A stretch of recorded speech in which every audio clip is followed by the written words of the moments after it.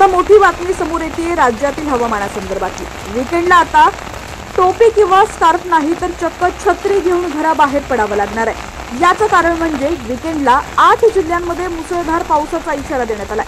वादळी वाऱ्यासह पाऊस पडण्याचा अंदाज व्यक्त करण्यात येतोय, तर काही ठिकाणी पावसाच्या हलक्या सरी बरसतील असा अंदाज हवामान विभागानं दिलेला आहे।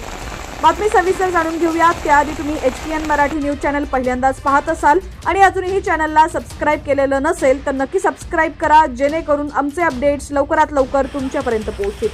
हवामान विभागाचे तज्ज्ञ सुप्रीत कुमार यांनी दिलेल्या माहितीनुसार पुढच्या 2 दिवसात 2 ते 3 डिग्री सेल्सिअसनं तापमानात घट होण्याची शक्यता आहे। महाराष्ट्रात 2 ठिकाणी 42 ते 44 डिग्री सेल्सिअस तापमानाची नोंद झाली आहे, तर विदर्भ मराठवाड्यात 40 ते 42 डिग्री तापमानाची नोंद करण्यात आली आहे। कोकण पट्ट्यात दिवसा उष्ण तर संध्याकाळी पावसाच्या हलक्या सरी बरसत आहेत।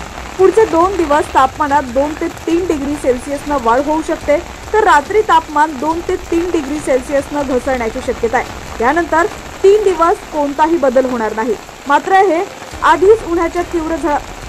मात्र मे महिन्याच्या आधीच उन्हाच्या तीव्र झळा बसत आहेत। अवकाळी पाऊस आणि ऊन यामुळे परिस्थिती बिकट होत चालली आहे। नागपूर, ब्रह्मपुरी, अकोला, वर्धा, अमरावतीमध्ये सर्वाधिक उच्च तापमानाची नोंद करण्यात आली आहे। अनेक भागांमध्ये 42 अंशापेक्षा जास्त तापमान होतं, तर दुसरीकडे कोकण आणि मध्य महाराष्ट्रात वादळी वाऱ्यासह मुसळधार पावसाचा इशारा देण्यात आलाय। केरळपासून ते महाराष्ट्रापर्यंत कमी दाबाचा पट्टा तयार झाल्यानं हवा पालट झालेली आहे।